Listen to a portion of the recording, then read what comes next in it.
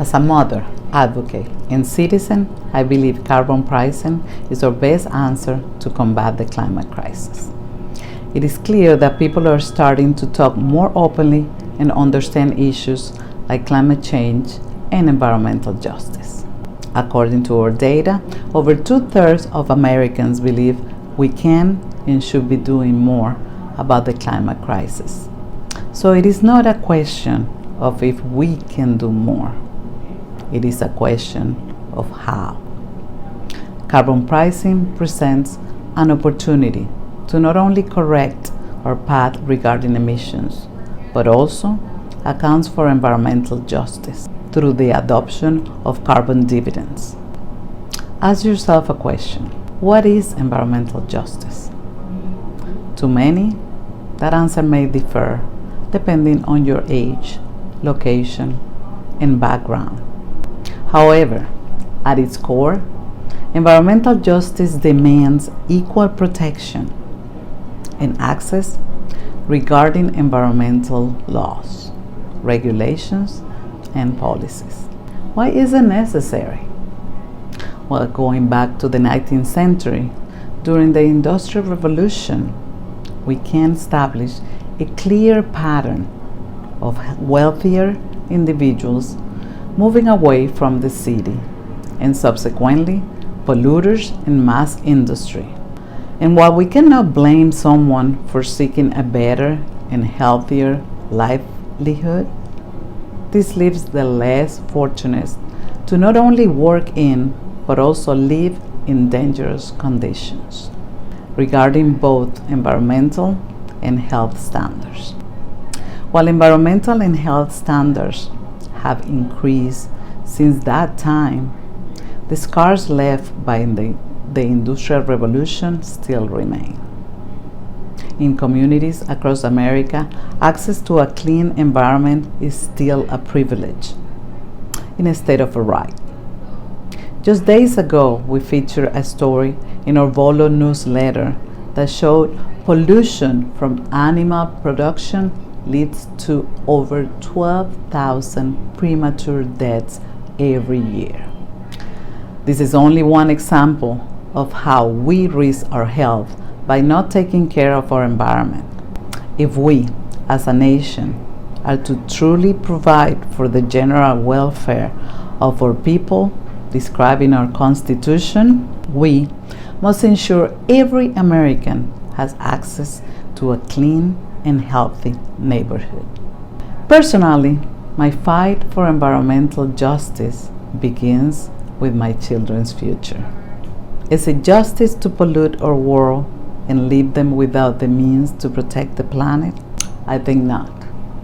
Every person should think about what environmental justice means to you, as well as what you can do to implement that idea in your communities.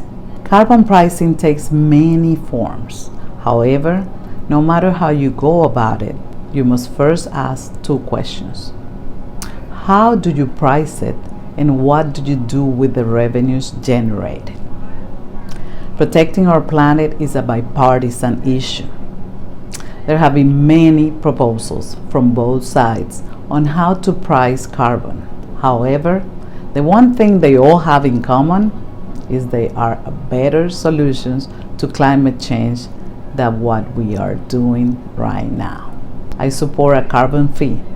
That is, for every X amount of carbon produced, you have to pay X amount of money, because it creates a natural incentive for carbon emitters to transition away from fossil fuels and into renewable energy, which we see happening today on a larger scale than ever before.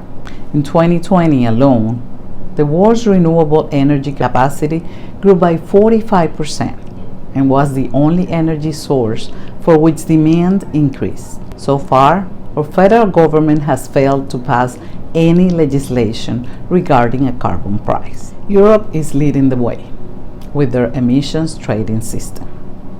And while emissions trading system in Europe is complex and does not in itself represent a carbon fee, Carbon fees play a critical part of individual member nations' climate policies. In Norway and Sweden, a carbon price covers 62 and 42% of their emissions, respectively. This has been worked as Sweden's emissions are down 11%. Carbon pricing serves as a gateway to clean energy because it incentivizes the move away from carbon-based energy. No matter how we go about it, the end goal is clean energy.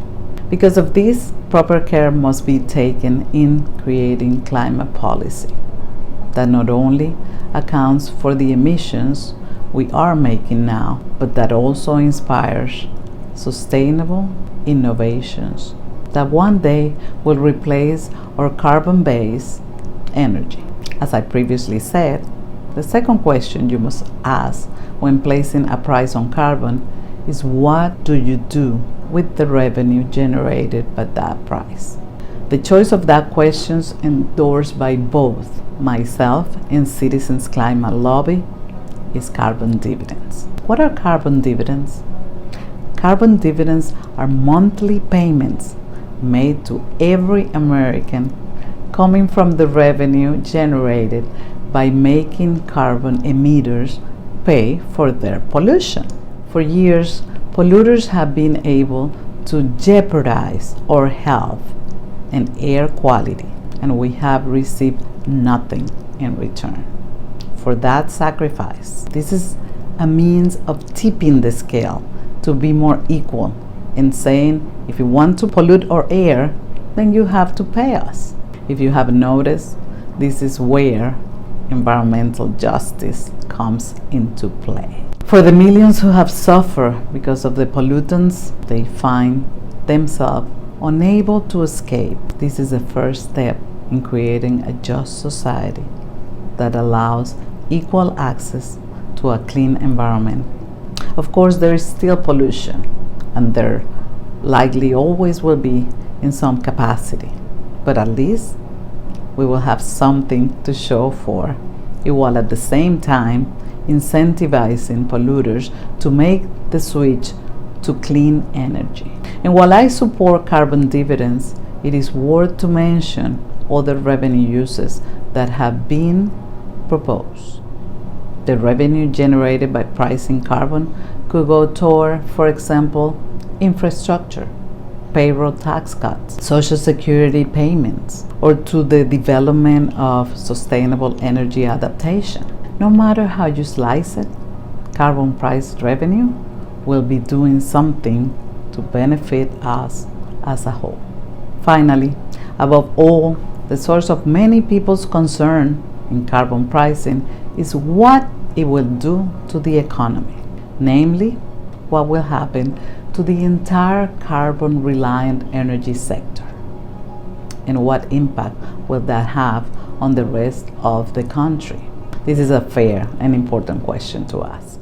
After all, how can we achieve environmental justice if it means threatening many Americans' communities and livelihoods?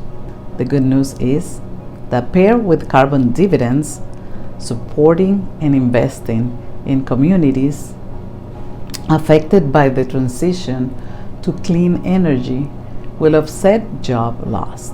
As we're seeing today, the process of moving from fossil to renewable energy will be a long and drawn-out process, ensuring there is no shock to the economy. Nevertheless, it is important that we equip communities with the training and resources necessary to adapt. We can see this transition in Texas in 2010, when energy accounted for just under 8% of the energy production. Today, that number is up to 23%. If the state emblematic of the United States fossil fuel production can transition to renewable energy, I have no doubt communities across America can follow. If there remains any doubt of the economic opportunities carbon pricing provides, I would like to highlight what economists said about it.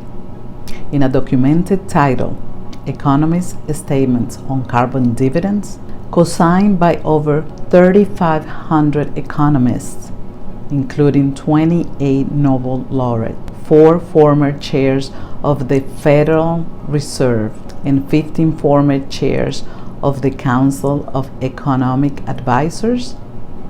It says, and I quote, "A carbon tax offers the most cost-effective lever to reduce carbon emissions at the scale and speed that is necessary. To maximize the fairness and political viability of a rising carbon tax, all the revenue should be returned directly to U.S. citizens through equal lump sum rebates. The majority of American families, including the most vulnerable, will benefit financially by receiving more in carbon dividends than they pay in increased energy prices."